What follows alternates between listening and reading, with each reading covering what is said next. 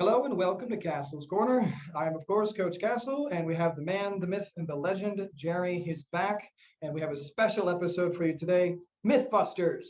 So I was inspired to do this by Jerry's latest video he put up. He might mention it. It was a really good one of talking about nutrition, bad and nutritional information, and I was putting something like this together anyway, so I figured we should collab on it. So what we're going to try to bring you guys today is a myth busting episode where we go over common nutrient diet myths and things, and we bust them essentially. Now, bear in mind, we do kind of have to keep these things short. We can't talk an hour about each subject, even though we easily could. I'm just going to be putting the questions to Jerry, asking for a summary from him, the reasons why it could be a falsehood and why he believes so. I'll unpack it or maybe translate it if necessary, but we're going to try to keep things simple today and very digestible. So just bear that in mind. If you're expecting lengthy videos, check out Jerry's other many videos, or mine or Bill's or anybody's. But anyways, Jerry, thank you for joining us, bud. How are you? Sure. Okay, how you doing? Oh shit, I'm always good. I was just telling Jerry, you guys probably saw it on YouTube. I already put it up there. I just got my back tattooed up, some more bricks to add to the castle. And of course, I like to educate visually, so I got all the musculature and bones back there as well for you guys. You can see the orientation of muscle fibers, as I'm so common saying. So Jerry, that's what I call dedication. Well, you have to be dedicated. Making yourself a human anatomy chart. That's great. So I put together a list of 20 myths here, and I don't even know if we'll get to them all, but we're going to try to get to most of them, I hope. And let's just get into it for the sake of time here. So myth number one, we're just going to go through the obvious ones first. Protein is bad for you. What are your thoughts on that? Okay, well, that again, that could go in very different directions. The main let's say reasons given for why protein is bad, there's a couple of them. One of them is that it causes dehydration because amino acids require water to be metabolized. That's been disproven. The second thing is that probably the biggest concern about protein is its effect on the kidneys, because the kidneys are the organ that excretes the waste products, mainly urea from protein. And years ago, there was a study that came out where this researcher he looked at a couple of people, and he said that eating a high protein diet will eventually destroy your kidneys. Unfortunately, the people that he used in the study were renal patients in kidney failure. And when you're in kidney failure, your body, eating a lot of protein is a bit of a strain on the kidneys. So but it doesn't apply to the normal people. So basically, the whole thing's been thrown out. There's been studies with bodybuilders, average people. Unless you have something pre-existing wrong with your kidneys, in other words, if you're in renal failure or something like that, protein is harmless for the kidneys, completely harmless. There's other critiques. Protein causes premature aging. In animals, there's two essential amino acids involved here. If you subtract the amino acid methionine from animals' diets, they live 30% longer.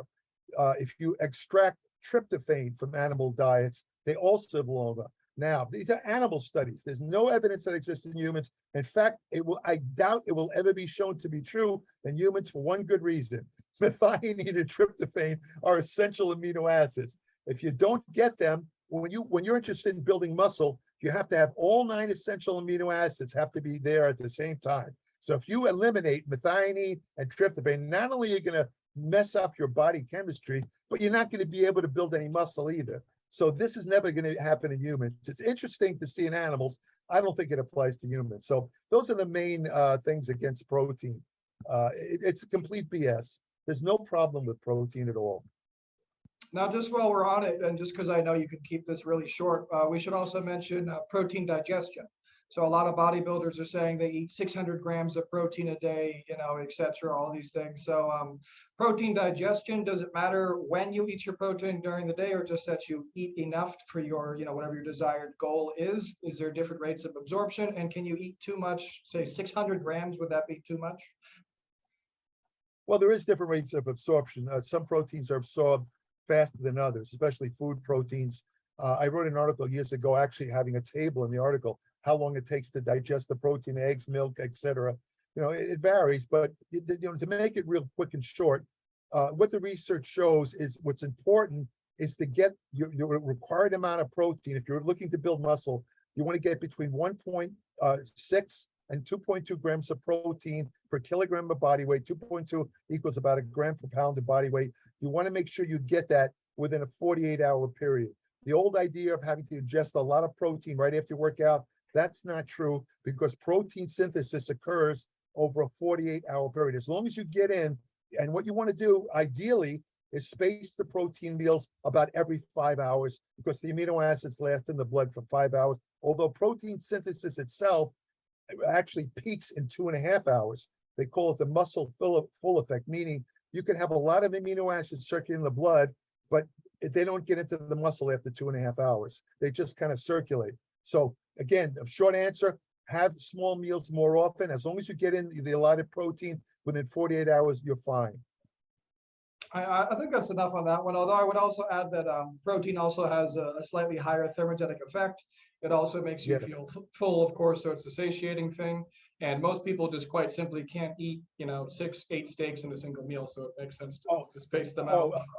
I forgot to answer the second part of your question about eating 600 grams Oh, yeah, of too protein. much, please. Yeah, please. Okay, it turns out the way it works, now this is a controversy because a lot of so-called experts online, some of these people have advanced degrees, they frequently write that anything with calories can make you fat if you overeat, including protein.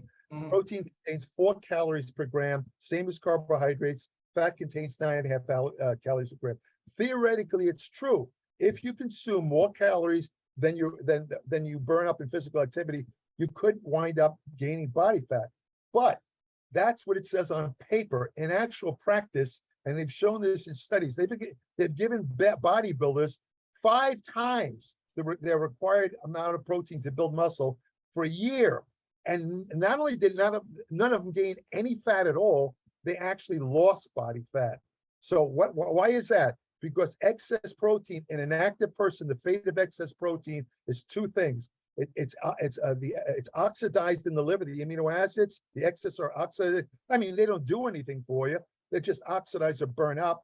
And then the nitrogen part is, converted to urea and excreted through the kidneys. So, but remember, even if you only require a certain amount of protein for muscle protein synthesis, extra protein is not wasted. It's used for other protein purposes, skin, blood, hair, all of this is protein. So it's not that it's a waste. However, I'll just finish this off by saying that nobody really needs to consume 600 grams of protein. That's absurd. And that, believe it or not, is putting stress on your kidneys. That's way too much protein.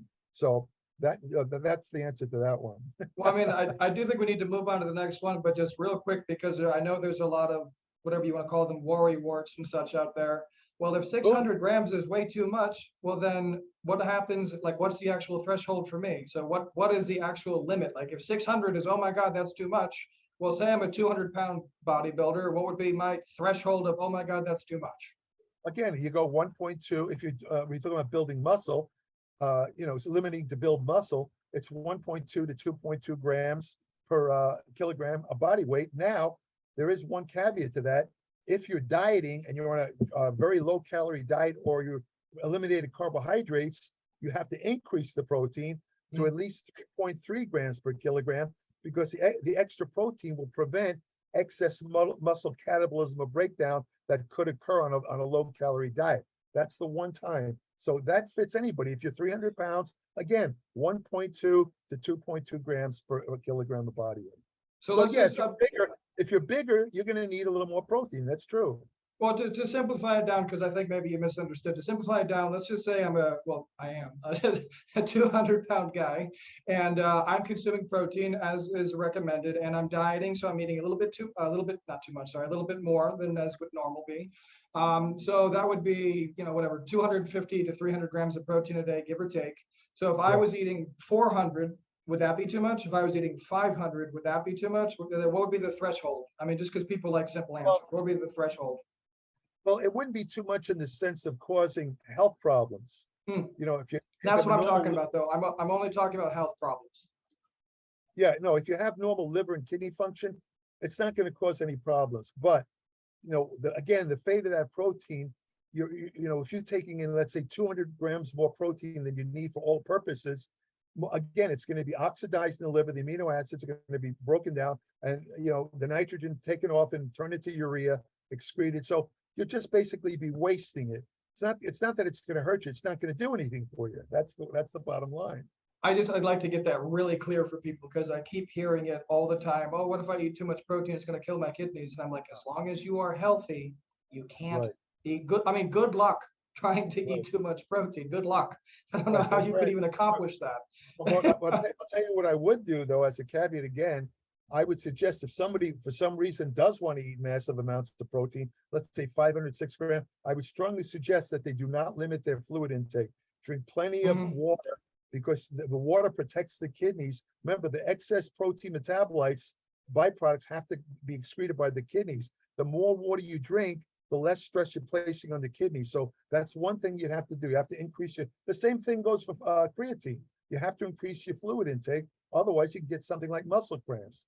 The reason people get muscle cramps when they take creatine is very often they're dehydrated. Creatine draws fluid out of the intestine. You get the cramps. So, Yep. There's always a reason. All right, so let's move on to the next one. Now, this one should be pretty easy.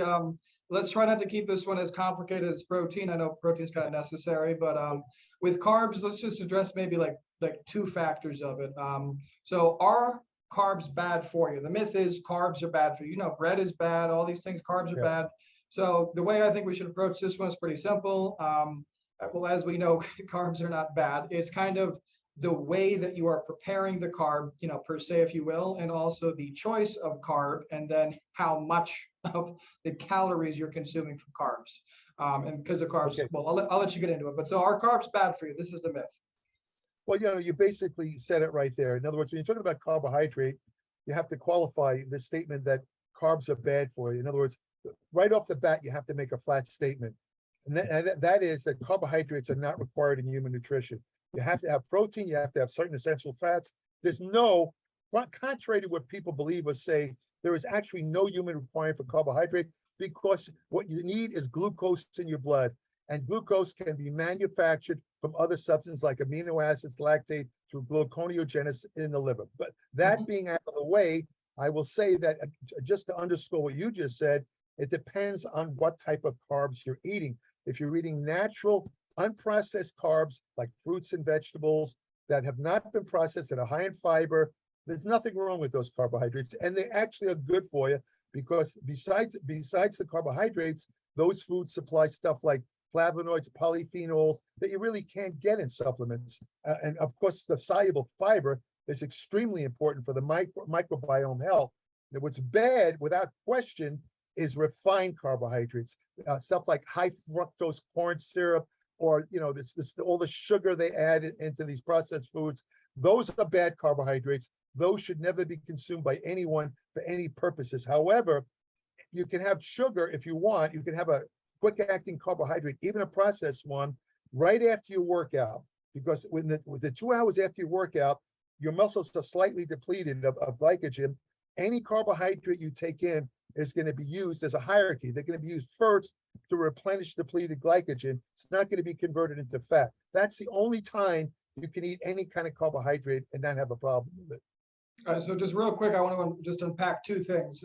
So thing number one is when we say something like carbs are bad, the reasons we say that is because of the effect that they have on your insulin, spiking your insulin, the fact that the way, well, you already said it yourself, the microbiome, but also very important, the way that the carbs are interacting with your microbiome. Now, natural carbs have fibers, and think of it like long fibers. They have like long fibers in them. Now, when you masticate, when you chew them in your mouth and you swallow them, that's all good, no problem. But if you take the same carb and you put it in a blender and then you're pre-masticating it, then you're drinking it, that's the same thing as sugar to your body. You're going to get insulin spike.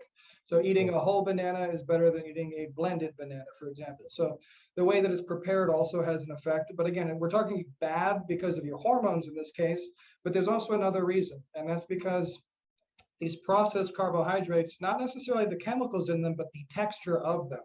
The texture is a very soft, palatable texture, which doesn't really involve you like needing to chew. And this actually interferes with like literally closing up your throat, restricting your breathing, fucking up the posture. It does a lot of things actually people don't think about eating these soft, gooey foods that we're eating nowadays. We're supposed to be eating hard, crunchy, kind of, natural foods high in fiber these days. And the microbiome, well, I'll let you touch on that briefly, I guess. Would you mind explaining what the microbiome is? The intestinal microbiome is the population of various organisms, certain types of thousands of strains of bacteria, fungi, even viruses that exist in the colon. And for years, they thought that the only thing that these organisms did is help manufacture certain nutrients like biotin, vitamin K, and that stuff. However, in the last maybe 10 years or so, turns out that the microbiome is absolutely, the only word I can think of is spectacular in its effects on human health. It affects everything in the body from head to toe, the brain, the heart, the uptake of carbohydrate, protein, and fat, that even determines whether you're going to get fat or lose body fat when you eat certain foods. It's extremely important. And this is my beef against, that's kind of a pun now, what I just said. My beef against carnivore diets, which is mostly beef. And my lack of fiber, the lack of fiber. And I've had arguments on with these idiots online where they say there's no proof, there's no dietary requirement for fiber, you don't need it. I mean, it's not like it has nutrient, it's indigestible. And that's why it's good for the intestinal, because the bacteria can digest it. They use it as food. If you're not taking in fiber, and especially if you're taking a lot of protein, you're damaging your microbiome, and you will pay for that with your health. You're going to pay a price for that. So, I mean, I don't want to keep going into the microbiome here. It's not really on the list here because it's too new, frankly, to be on the list. Most people never heard of the microbiome. But also, I should add that the microbiome is actually 8 to 10 pounds inside of each one of us, and it's actually referred to as the second brain. And when I say second brain, it completely affects everything about you. It affects your mood, it affects your appetite, it affects how you sleep, it affects muscle growth, it affects your everything. I mean, it would be an understatement. I mean, we don't know enough, I suppose, to say it's as important in making decisions as your actual brain is, but I would wager it's pretty damn close up there. You know what I mean? And what's really interesting, we'll quickly add, what's interesting is some very, as you say, the microbiome's ongoing research. They don't know everything about it yet. I mean, studies, God knows, I keep up with, I can't even count. There's like 1,000 studies a month that come out on the microbiome. I wrote 1 or 2 articles on it in my applied metabolics, but the truth is I can write 30 articles. There's so many different aspects of it. But the point being, the thing I found really interesting, some recent studies show there's certain individual bacteria that seem to actually have a direct anabolic effect on muscle. I thought that was fascinating. I hadn't come up with that yet. I hadn't heard that. Yeah, no, they've isolated certain bacteria where if you kind of like stimulate their growth, it actually promotes muscle growth. I think it has to do with greater uptake of amino acids or something like that. I don't recall the exact mechanism, but I found that really interesting. No, that would make sense. I mean, and lots of times, I mean, a lot of bodybuilders, maybe some other people know what I'm talking about, but if you get a colonic irrigation, they'll like literally kind of remove a lot of that, no pun intended, shit up there. And you'll actually have no difficulty losing weight after that point if you do a proper diet, like a refeed diet or whatever, I forget what they're calling it nowadays, but where you basically just eat proper food for a little while, you reset your gut microbiome with prebiotics, probiotics, these things. And then these people have no difficulty losing weight, keeping weight off. And it's entirely due to like changing out their bio. It's pretty crazy. I'm sorry, but let's go to the next myth. So the next myth, same vein here, macros. Fats are bad for you and will make you fat. Okay, yeah, that's another one. This has been a kind of what's the word they use? A mantra, of various health organizations. They blame fat for most closely associated with cardiovascular disease onset, especially saturated fat. I mean, this started years ago. I forgot the name of the research. Ansel Keys, he did this study where he studied 7 different countries in Europe, and he found an association between a high intake of saturated fat and cardiovascular disease. Unfortunately, he didn't include other countries like Mediterranean countries where they also ate a high fat diet and had lower rates of cardiovascular. So his entire premise was based on bullshit, but that that's the cornerstone of all these warnings against saturated fat. In more recent years, they have found very little effect of saturated fat on cardiovascular disease. The one effect that they think still holds true is that saturated fat stimulates the production of low density lipoprotein in the liver. Low density lipoprotein is associated with cardiovascular disease, but you have to qualify that too. It turns out only a certain kind of low density lipoprotein. Small dense LDL is associated with that because it's more readily oxidized, and it's oxidized LDL that's associated with atherosclerosis. The regular LDL does some good things. It carries the cholesterol to your testes, where the cholesterol is turned into testosterone. It carries the cholesterol to your brain, where it's used to as a for neuronal membranes. They found that people with very low cholesterol, I'm talking like 100 or less, actually have a much greater incidence of dementia because it's the lack of cholesterol. Believe it or not, that makes you can sense. actually, I mean, people are familiar with too much. They don't realize too little cholesterol could be as bad as too much. Now, your liver will make 1 gram of cholesterol no matter what you do. But, and that's another thing, the cholesterol itself. You can only absorb at a maximum of 10% of food cholesterol because of certain receptors on the intestine. It can only be 10%. So the amount of cholesterol in food is meaningless. Doesn't mean anything. What does count is, again, saturated fat. If you're really loaded up, you'll get a little bit more LDL, but there's ways around that. You take certain antioxidants, this and that. And, if you don't eat a lot of, here we go again, refined carbohydrates tend to favor the bad LDL. So what does it add up to? Eating a lot of refined carbohydrates is actually more immediately dangerous for cardiovascular disease than eating fat. That's the oddity of it all. Refined carbohydrates are very bad for cardiovascular disease. And it's also because of the insulin effect. Insulin itself is actually can actually cause damage to the endothelium, the lining of the arteries. When that happens, now your arteries can't properly release nitric oxide. So what happens if without enough nitric oxide, the arteries don't dilate properly? Now you got hypertension or high blood pressure, and then you got more cardiovascular disease. See what I'm saying? And you combine that with not breathing through your nose properly, and it gets even worse. When you breathe through your nose, it gets mixed with a bunch of shit in your nasal cavity, combining with nitric oxide and stuff. It helps with that. That's actually. right. But That's true. That's very.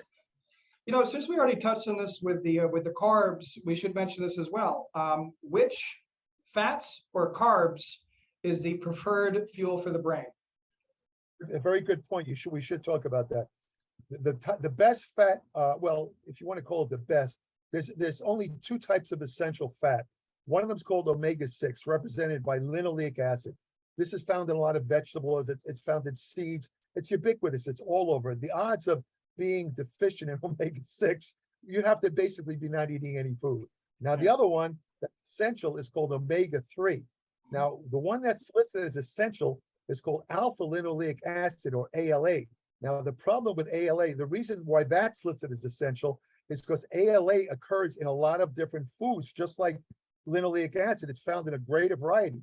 But the true omega-3, the ones that are really let's say the bioactive forms, are called EPA and DHA, and they are much more limited in food. In fact, they're exclusively found in seafood, fatty fish specifically, halibut, sardines, salmons. If you don't eat those fish, you're going to be lacking the bioavailable omega-3, and it's going to cause a whole bunch of health problems. So to answer the question about fat, the most desirable fat to eat, now people misinterpret this. They say, well, if they read omega-6 causes inflammation, I'm not going to eat any. No, that's a myth. I'm going to be doing an article about this in my Applied Metabolic.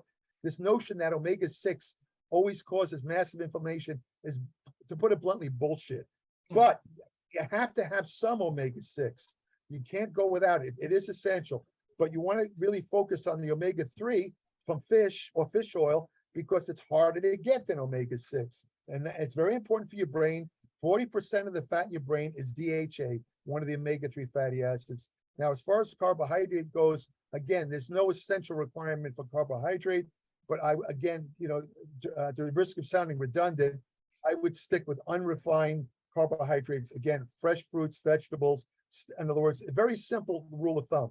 if you get your carbohydrate from foods that have natural fiber, whether it's insoluble, soluble, as long as it has the fiber, you're okay. That means it's a natural carbohydrate. Foods that don't have fiber or foods that have been mashed or crushed, like you were talking about in the blender, no good. That is a refined carbohydrate. You want to avoid that. So real quick, correct me if I'm wrong about this, but I believe I read quite a few studies that cite that carbs are the preferred fuel source for the brain, though, in both animals and humans, in response to basically like actually the best energy in regards to like function of the brain. Carbs are better than fats. Is that true? Or am I wrong about that? Okay, the brain is often referred to as a glucose hog because it uses, if I remember correctly, about 33% or 1/3 of all the carbohydrates you eat are used up by the brain. It's a it does work really well on glucose. However, this is a big debate in medicine. Up until recently, I found a couple of studies indicating that ketones are actually a better brain fuel. Ketones, in case people don't know, they're byproducts of fat metabolism that can be used as fuel. The ketone bodies, they're metabolic acids, but they can be used as fuel by most organs of the body, including the muscles and the brain. Some studies show that for some reason, the brain can actually effectively use ketones better than glucose. However, I looked into some recent studies where they directly compared that, and glucose still wins. That's the ones I would believe those are the ones I was reading. Yeah, unfortunately, well, they're not unfortunate, it just happens to be a fact. The brain does prefer glucose. However, in other words, the brain, this is an important caveat, the brain can operate on ketones, like the people who go on ketogenic diets, they don't get messed up. They don't get, if they get foggy thinking, it's because they're lacking certain other nutrients, like certain minerals, that'll cause foggy. But it's not from the lack of glucose, because remember, even on a ketogenic diet, you're still going to have that gluconeogenesis effect, where some of the amino acids and the glycerol from fat is going to be turned into glucose in the liver. In fact, 57% of protein is turned into glucose automatically. So, there's never going to be a lack of glucose as long as you're eating food. But to answer your question directly, it's true. Glucose is still the preferred fuel of the brain. It is true. No, I like to question myself. I mean, sometimes the new stuff comes out. I know you read stuff I don't read, obviously. I had to correct myself because for the last couple of years, I think I might have ketones. Yeah, I said that ketones are a better fuel for the brain. I was wrong. Yeah, I used to say it too. Yeah, so I like I say, I don't want to put halo over it, but the mark of an intelligent person, and I hope I don't sound conceited by saying this, is that when you're presented with facts or evidence that differs from your preconceived notions or your beliefs, an intelligent person changes his opinion and says, okay, you've proven me wrong, I admit it. That's what the unintelligent person will say, I'm sorry, I don't believe the evidence you're showing me, even though it's solid. And they might use expressions like fake news. I mean, I don't even know where to begin. I mean, me and you deal with this all the time. And I'm always just like, okay, I can't help you then. That's cool. Yeah, don't argue with it. Don't argue with it. See you later. It's like hitting your head against the wall. Mark Twain made I can't remember it offhand exactly. He made a statement about arguing with a stupid person makes you stupid too, or something. Yeah, I can't remember the offhand, but it's very true. I just call it wasting my time. If I take time out of my day to try to offer help to somebody because I think that they need it, and they just kind of automatically shut off on me, I don't care how rude it is. I don't even finish the conversation. I turn on my heel and I fucking leave. I'm like, well, you're beyond help. See you later. Because of my personality, I still admit that I'm guilty occasionally of trying to convince some of these people, but it always ends up in a dead end. And you get upset. I always walk away saying, why did I just waste 15 minutes of my time with this person? Exactly. I always, so I'm trying not to do that. And you'll carry it with you, and you'll be thinking about it a couple of days later, or the next time you see the person, and it just ruins it. Right. Exactly. Well, I mean, that's why I help people here and people who come to me for help, and that's about it. Okay, so what's the next one here? Next one is going to be myth number 4. Egg yolks are bad for you. Egg yolk, that's one of my favorite. The egg. I know. I've talked about. Oh my God. I've heard you many times. Years, I must have mentioned this like 1,000 times in videos and in my newsletter. I know you'd like this one, yeah. mean, again, I'll make it real quick. You know, let's take the average medium egg, right? Contains 6 grams of protein. 3 grams are in the yolk. 3 grams are in the white of the egg. Now, it's true, the white of the egg is almost pure protein, has some vitamins and minerals, but about 90% of the nutrients found in an egg are in the egg yolk, including some really great ones like the lutein, which they just came out with new research. It's very, very protective of brain function. And the type of lutein found in egg yolks is the most bioabsorbable, better than fruits and vegetables, believe it or not.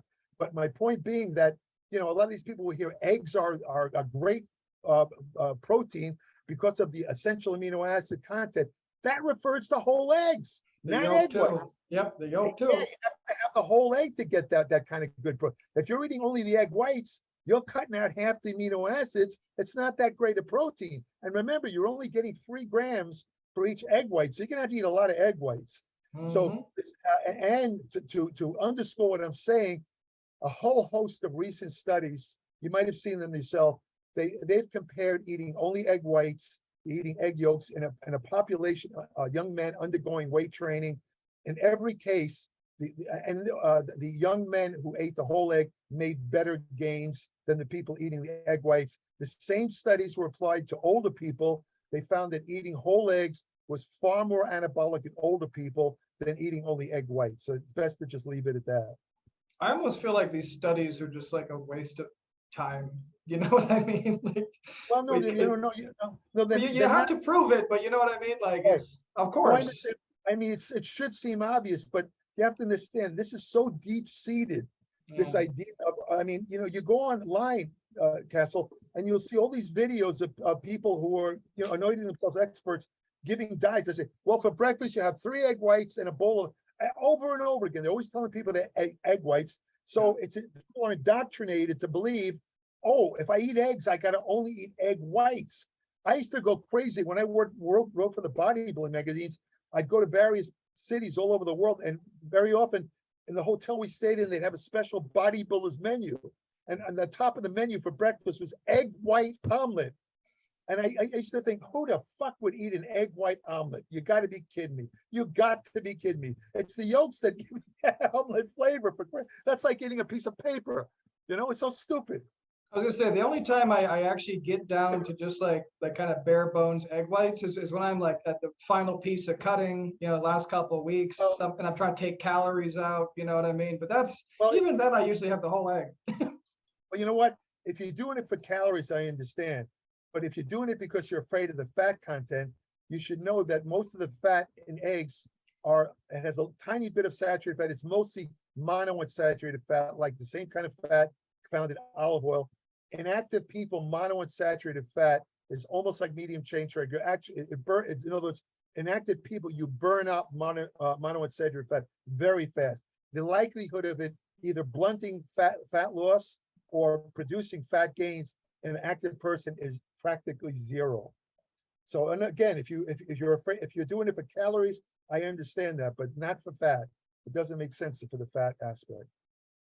I think we beat that horse to death. I mean, I don't know how many times I've talked about that too. Yeah, let's move on to the next one. Yeah. So myth number 5, red meat is bad for you. Now, when I say red meat is bad for you, I don't mean raw meat. I mean red meat, like beef. You know, I'm not referring to just like the color of it, guys, just so we all understand. So is red meat bad for you? Okay, this is another thing that, you know, A little again, nuanced.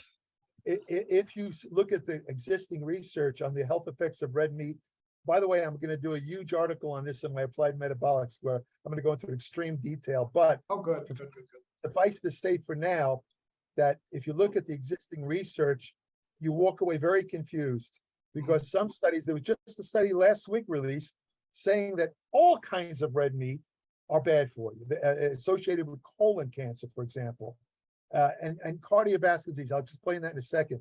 Okay. But here's what the truth of the matter is.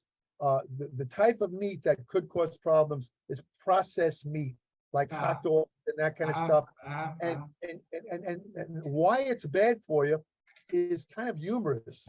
The reason why it's bad for you is because they process it by using nitrite, which prevents bacterial overgrowth.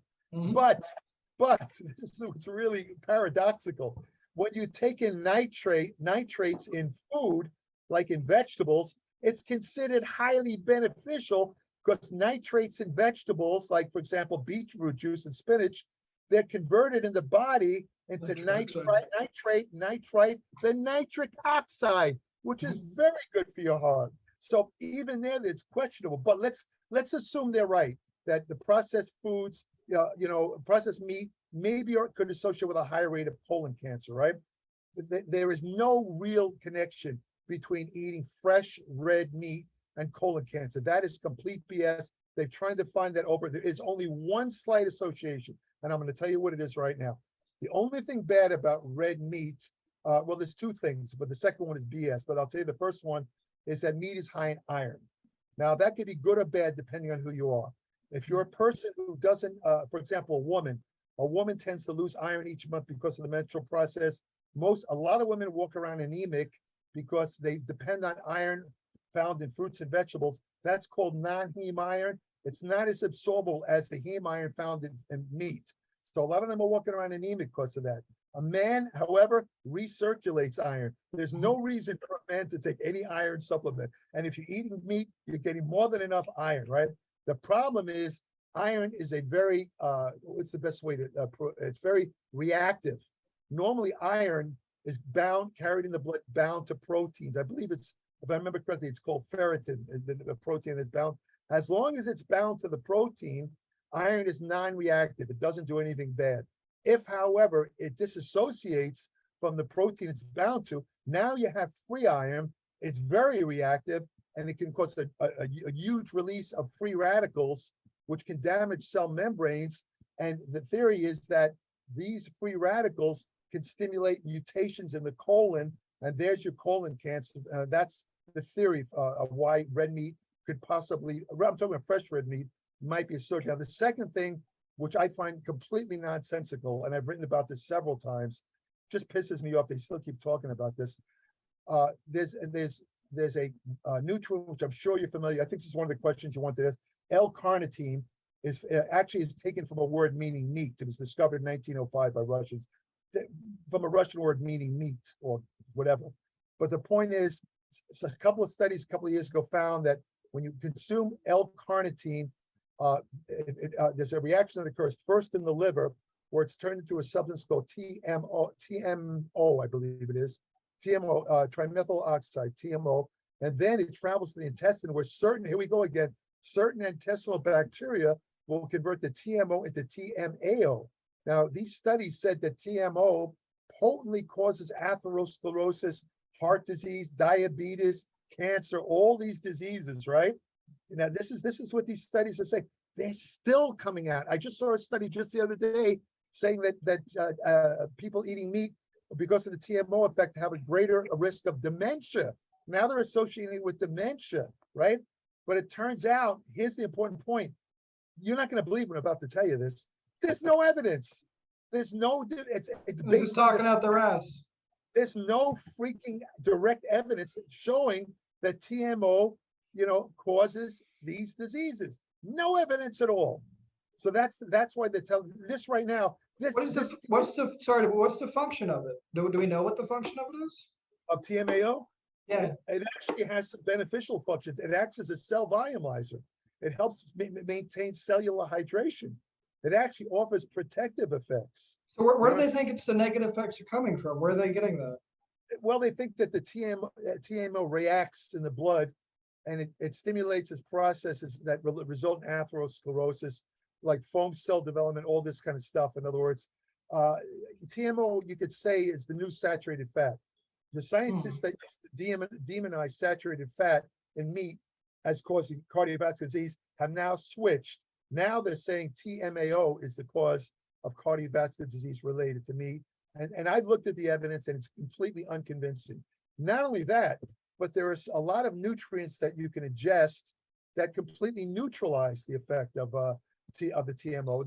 But what they do is these nutrients, when they get into the intestinal microbiome, get this is great.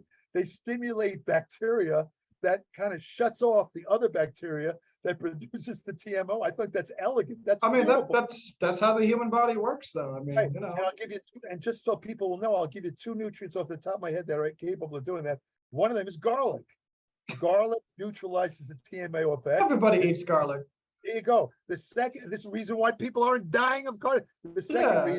The second reason is that there's a kind of more obscure nutrient called I believe it's called is it resveratrol still I can't remember the name, but resveratrol, something like that. Careful, they're going to cancel you, Jerry. Careful. Yeah, no, I can't remember it offhand, but anyway, people know what I mean. A still be something like that. This stuff directly, when you take it, directly completely neutralizes TMO, completely neutralizes it. Now, so the thing is what's it found in? I've never heard of that. Sorry. I mean, I know what trans are, but yeah. Hold on, wait a second. I got a bottle of it here. I just want to be accurate. So hold on. You got a whole bottle of it? Jesus, Jerry, you're drinking trans people. Okay, I got the name completely wrong. Okay. Here it is. I'm going to show it to you. Can you see it? I can see you. Hold it up in front of your face. That's called Tirastilbe. In front of your face, Jerry. Oh, like this? There you go. This perfect, is perfect. Yeah. Yeah. It's basically, forget, you don't need to remember the trans. It's Tirastilbe. Tirastilbe. Tirastilbe. Yeah. Now, what this stuff is, this is basically found in the same food sources as resveratrol, which is much more famous, found like in grapes and stuff like that. But this stuff is much more highly absorbable. Resveratrol is only 14% orally absorbed. Most of it's degraded in the gut. This stuff is about 90% absorbable. It's much more absorbable. And this stuff actually completely neutralizes the TMAO effect. So anybody who worries about, this is a bottle I bought off Amazon. It's 180 capsules. I think it cost me something like $10. And this thing will last me like 9 months. Nice. So it's not that expensive. If you're worried. Or just eat garlic.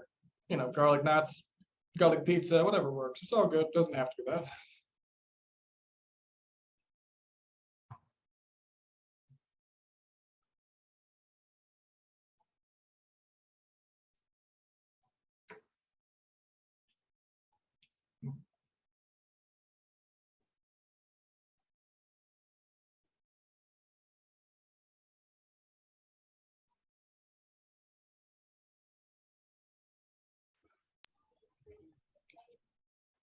Can you hear me? You there, Jared? Yeah, the last thing I heard Yeah, last thing I heard was something about resveratrol. Yeah, I was just saying that resveratrol is only 14% orally absorbed, and then it's degraded into conjugates, they call it. This stuff is like 90% absorbable. But like I say, you take this if you're worried about the TMO, if you're concerned about it, this will prevent that. The downside of this is that it also raises LDL cholesterol. So, if you already have a problem with cardiovascular disease, or if your blood tests show that you have elevated LDL, it's probably best to keep away from this stuff. Well, I'll tell you what, Jerry, let's try to cover just one more. We'll get to number 6 today, and I'll just have you back another time and we'll get to some more of these. So I think this will be a fun series because, as you know, there's almost no end to the right. to the myths and the bullshit. So let's keep going with this. So the next one would be okay, salt. The myth is number 6. Salt is bad for you. Well, the salt is if you talk about table salt, that's sodium chloride. But it's not salt. You got to differentiate. Parse it like a lawyer. Yeah. Now sodium. If we're talking about sodium is absolutely essential to health. Without micronutrient, sodium, yeah. Hey, without sodium, there'd be no nerve conduction. Your heart wouldn't work. Your brain wouldn't work. Osmosis much? I mean, yeah. And I did a big article, and you can look it up in Applied Mental about the truth about sodium, because there's a huge amount of misinformation about sodium. The government set this very low. It's 1,500 milligrams, I believe, where they say people shouldn't consume more than that. 1,200 actually. Oh, it's even lower. Okay. Yeah. And this is based on almost nothing. There is a certain segment of the population where they have a problem overproducing two chemicals from the kidneys called renin and angiotensin 2. For some reason, I don't know why, some sort of genetic reason, it affects Black people more than white people, where if they eat a lot of sodium, they do get hypertension, high blood pressure. However, most people who don't have that genetic quirk, they don't get high blood pressure from eating a lot of sodium unless they go really crazy. When I say crazy, I'm talking 12,000 milligrams or more, and that's a lot of sodium. In fact, my article I wrote, you can actually have 6,000 milligrams a day and not only not suffer ill consequences, but you'll actually feel a lot better. Because one of the consequences of not having enough sodium is extreme fatigue. In fact, people who go on ketogenic diets, which is basically elimination of carbohydrates, they often talk about the ketogenic flu, where for the first couple of weeks, they have a lot of brain fog, they feel fatigue. Believe it or not, that's traced to a lack of sodium because they're not eating enough sodium. And when you go on a ketogenic diet, it has a natural diuretic effect where when you lose glycogen, you lose water because water is still with glycogen. But the water that's lost with the glycogen pulls sodium out of the body. So the people on ketogenic diets have a relative deficiency, not enough to cause serious health problems, but enough to cause extreme fatigue and brain fog. So if you add maybe 2 to 4 grams of sodium as soon as you start a ketogenic diet, you're not going to get those effects. And I wrote a whole article about that in Applied Metabolics also. It was called How to Avoid the Keto Flu. I listed about 15 different things people could do where they avoid just about every side effect of the ketogenic diet. And one of them was to consume more sodium. And a big one, I always talk about this. I mean, I'm sure you would have gotten to it eventually, but the big one I talk about is just during exercise. So number one, like for example, I live in Florida. It's hot as shit here. I'm always outside. I walk a ton. I sweat my ass off. I consume probably 5 times as much salt as the average person, maybe 6 sometimes.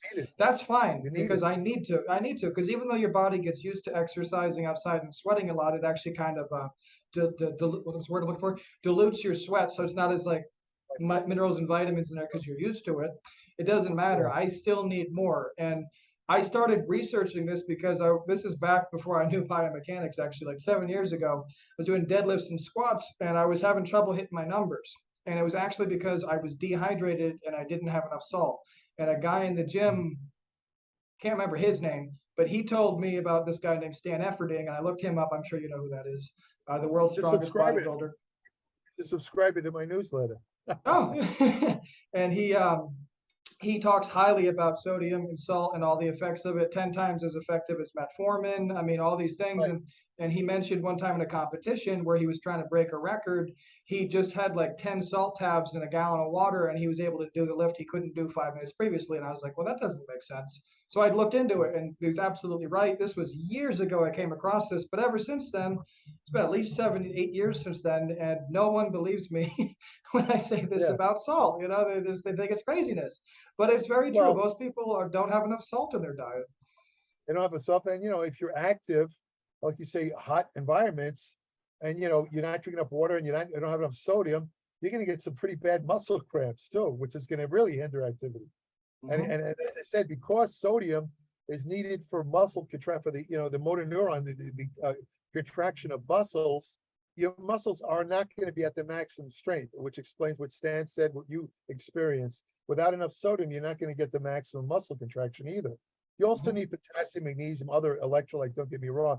But sodium is the most controversial because that's the one that everyone's worried about, with the hypertension and this and that and the water retention and all that crap that they talk about, We should actually probably distinguish between iodine here. Do you want to talk about iodine for 2 seconds as compared to sodium? Yeah. What do you want to know?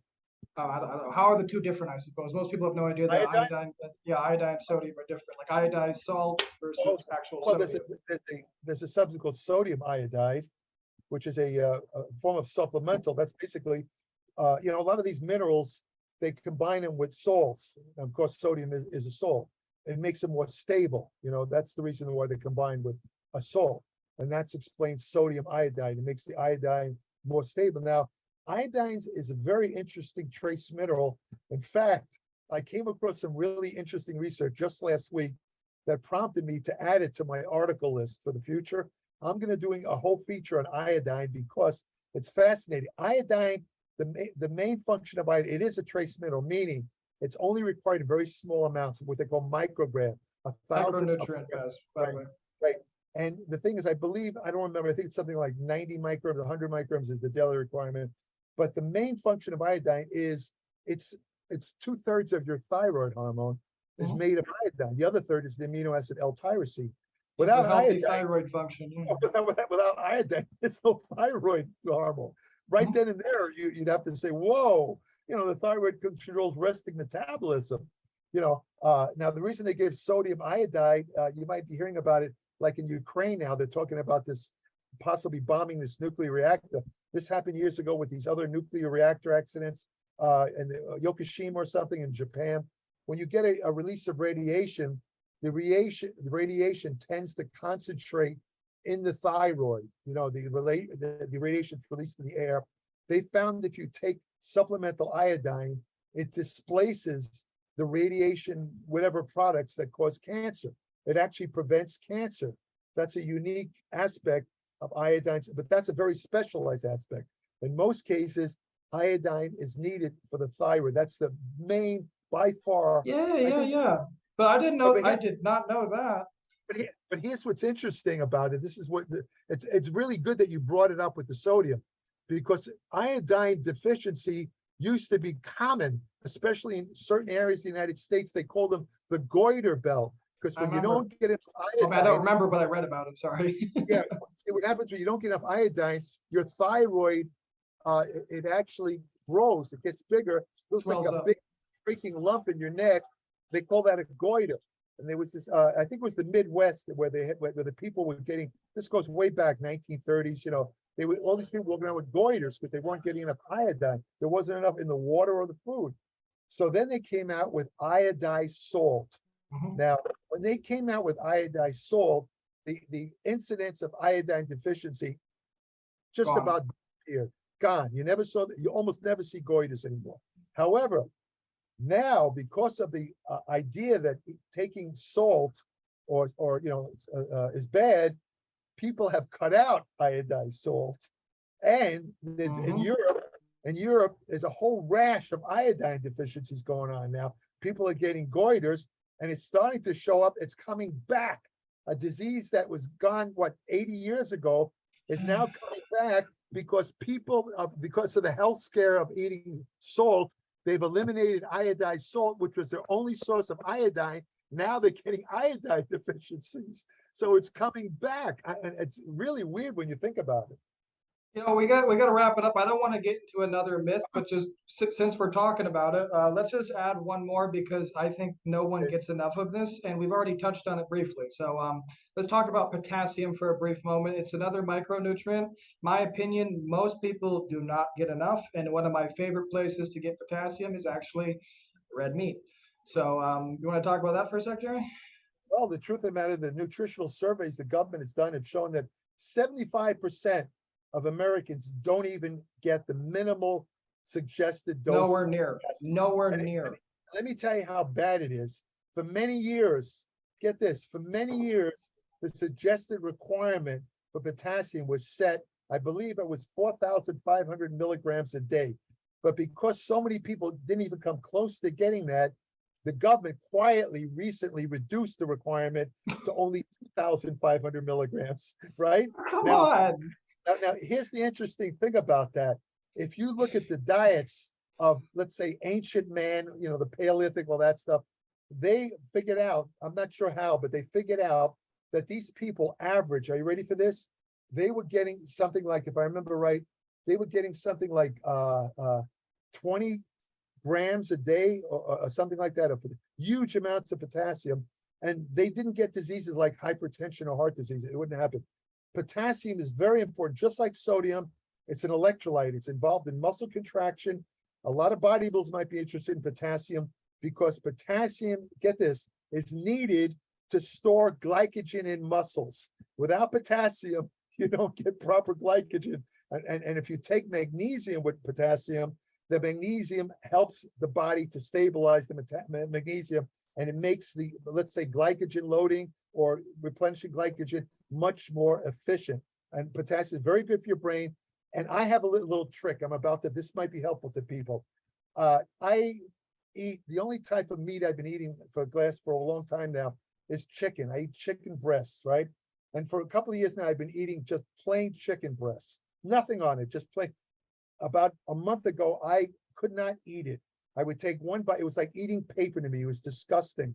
I Yeah. took one bite of it and I handed the rest to my dog. I couldn't eat it. So I I mean, wound up frankly, like that sounds horrible, and I wouldn't even feed it to my dog, horrible. Jerry. Jesus, why are you eating No, that no, for? seriously. No, seriously, eating a plain chicken breast after a while gets disgusting. Then Yeah. I thought back, what did I do years ago when I eat chicken? What I did is I used to go to a local restaurant near the gym, and I'd order it to go. It would be chicken. They cut the chicken breast into pieces and put it on top of rice, brown rice, and I would add some soy sauce. And I never got tired of that. It was delicious. And I said, wait a minute, I have avoided rice because of the carbohydrate content. It's loaded with carbohydrates. As you know, brown rice is just loaded with carbohydrates. I mean, it's not really considered refined carbohydrate, but then again, it's not really a complex carbohydrate either. And Yeah. I'm a little bit, I have insulin insensitivity, so I was afraid to eat it. But then I sat back and I said, wait a minute, how many grams of carbohydrates am I getting from other sources? And I suddenly hit me that I'm only getting like 100 grams a day of carbohydrates. Oh, So hell yeah, this you is, can have some fucking rice, yeah. yeah, and not only that, but I eat the chicken and rice right after my workout. Remember what I said earlier? When you eat carbohydrates within 2 hours of a training session, all of it goes right into glycogen. There's no spillover into body fat. And I tested my glucose right when I started doing this. I wanted to see if it would go up. It stayed the same. The rice was having no effect on my glucose levels. So the point being that here's what I'm leading up to. I have to add the soy sauce because it gives it some flavor. I do use a low sodium soy sauce, but I admit that I like to slather it on there. I put a good amount of soy sauce. It's getting like a good amount of sodium. And, it's a kind of it's not enough to cause a problem, but just to play it safe, what I do is I have a potassium citrate powder. Mm. So what I do is I figure out how much sodium I'm getting from the soy sauce, and then I take about 50% of that amount in the potassium citrate powder, mix it up and drink it down. What that does is it neutralizes. It gives me the benefits of the sodium, right? Or this actually is sodium fluoride, but it's still sodium. It gives me the benefits of the sodium plus adding potassium. People don't know potassium neutralizes all the things about you hear about sodium being, the elevation of blood pressure, this and that, the water retention. All of that is neutralized if you take it with potassium. A lot of people don't know that. So that's one of the great features of potassium. And yes, people are lacking potassium because it's mainly found in fruits and vegetables. There's some in meat, but not a lot. The most reliable sources are fruits and vegetables. And if you don't Actually, eat, huh? I mean, correct me if I'm wrong here, but actually, red meat is one of the best sources for potassium. Average 6 ounce beef fillet has 1,200, I almost said grams of potassium. Jesus, 1,200 Milligram? milligrams of potassium. I also get from cranberry juice because cranberry juice is also very high Okay. value of potassium in it, and I like spinach a lot too. Those are my three go-to for potassium. But Yeah. correct me Well, about the red meat because I actually researched that, and red meat has a shitload of potassium in it, unless I'm wrong. I'd have to I'd have to look at that. You might be right about that, but a lot of people don't want to eat red meat. So, I mean, I eat a couple pounds a day. I yeah, can't. yeah, I mean, yeah, if you don't, and you don't eat spinach, I mean, and you don't eat the fruits and vegetables, well, there's your 75% of the population that's not getting enough potassium. I Yeah. mean, they're Well, most obviously, people don't like spinach. Most people don't drink cranberry yeah, juice. Most yeah, people don't eat a lot of steaks. yeah. And I'll tell you, there's a direct correlation between the lack of potassium and magnesium in the diet and the rate of heart attacks and strokes. The I mean, immediate, there's a huge correlation. I don't remember, but I was huge just reading correlation. about that Yeah. actually myself. Yeah. No, that I read, there was actually something in one of the American Heart Association journals where if people met just the daily suggested requirement of potassium, which is, well, they say 2,500. I personally think it should be more like 4,000 or 5,000 milligrams myself. But Or let's more. say, let's go by 4,500, the old suggestion. According to this article, if people consume that much potassium, the incidence of strokes would practically disappear. It would go down to nothing. So that's really fascinating to think about. I mean, just while I'm thinking of it, what are some other good sources of potassium? I'm thinking offhand here. Orange juice, but like whole squeezed with the pulp Yeah, orange juice. What's some other good ones here? Collard greens, Swiss yeah, chard. I can't think off the top of my head right now. It's late, guys. It's late where I am right now, by the way, guys. yeah. Sorry, I'm a little bit Yeah, down right now. there's one or two that I am thinking about that I can't put my finger on either, but there's one or two sources that are so loaded with potassium that you don't even have to eat a lot of it. You're getting your whole day's, I can't remember. I think Kale's a good one. Kale's a good one. kale has potassium. Yeah, you'll find potassium, most fruits and vegetables are rich in potassium, Yeah, almost they all got of them. some. Yeah, I just Yeah, try to always get the most bang for my buck with all of my yeah, macros and micros. I yeah, always have. And what I yeah, do, I mean, well, most of you guys will understand this who are listening, but with my diet, I pick foods which I enjoy eating, and I get like a big list of shit I like to eat. And then I kind of research which ones are the most efficient and how much protein, fat, and carbs do I need, and how can I prepare it to make it yummy, basically.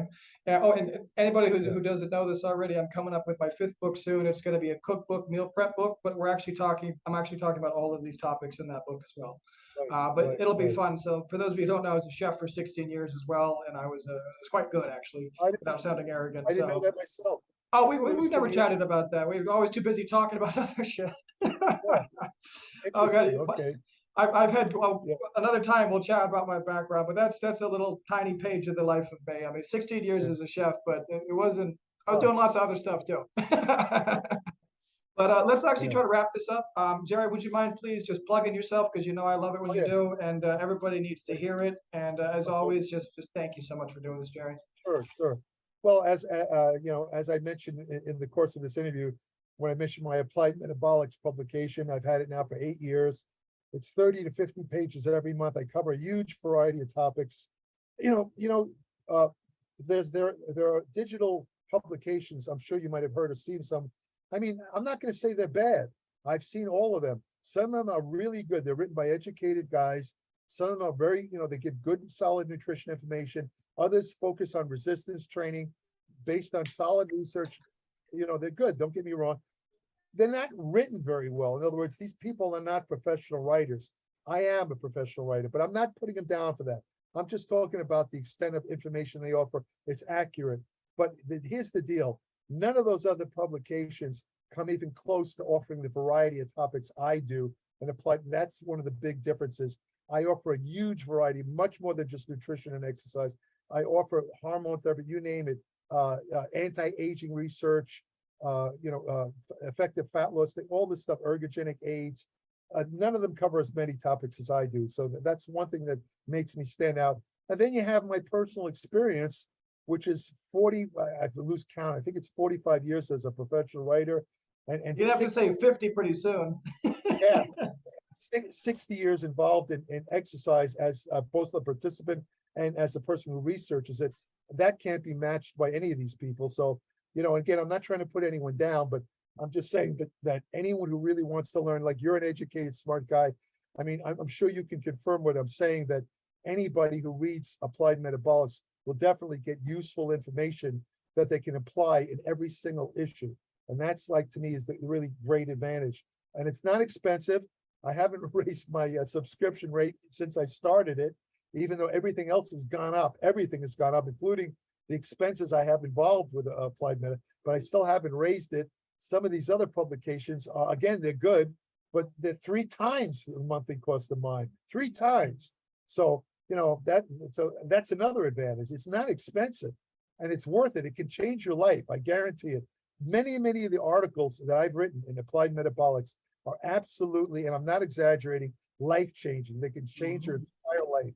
You have to check it out yourself to be sure to check. You'll see. I mean, guys, anybody who literally is listening to me, following my channel, you interact with me, you email me, you text me, any of these things, I always tell you guys the same things. I tell you, you have to correct your breathing. I tell you, you need to stop being distracted. You need to read instead of watching videos. I tell you all these things. Every one of my clients gets referred to Jerry's Applied Metabolics because it's amazing. People like Stan Efferding, myself, Travis, Bill, they all subscribe to Jerry's thing. He's been doing it longer than some of these guys have been in the game, including myself. I mean, Jerry was one of my inspirations just for starting this podcast in and itself. His knowledge is honestly ridiculous. I usually don't shut up. when Jerry's on the podcast, I keep my mouth shut because even though I know what he's going to say, I still want to hear him say it because he says it better than I can.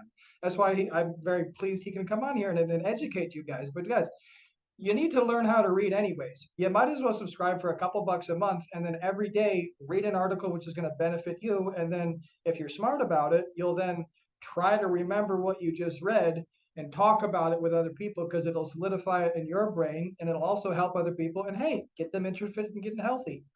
But anyways, that's it for today, guys. This is the first part. Wait, 1 second. Yeah, Hold on, wait. I forgot to list the address of Applied Metabolics. Oh, you should. I know it. I'm sorry. You probably should, huh? Yeah.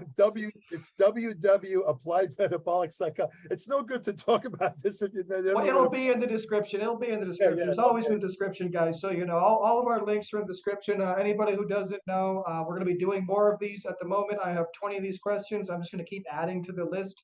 Keep inviting Jerry back to keep summarizing these for us. If you don't know about my stuff, I got an online Etsy store. I got a website. Anybody who wants coaching from me, it's usually only 1 to 3 months. I prioritize education above all else, just like Jerry. My coaching is about the half a price of any personal trainer you're going to find. And I'm not a trainer. I'm a coach.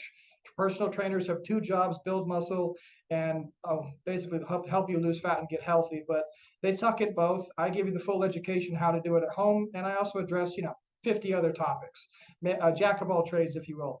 If you don't want to hear it from me, go to my Etsy store, learn how to read it, go to Jerry. But for God's sakes, get the right information, do your own research, come to your own conclusions, stand by them. But guess what? Like as we said earlier, if something new shows up, like me and Jerry, I mean, I don't know how many times you've had to change your opinion. It's happened to me a lot. I can only imagine how many times you've had to change your opinion. But when there's better information, guys, just like with biomechanics, another one of my favorite topics, when there's better information, go with the better information. Don't follow the crowd. 99% of the time, if not always, the crowd is wrong. It's just the way it is.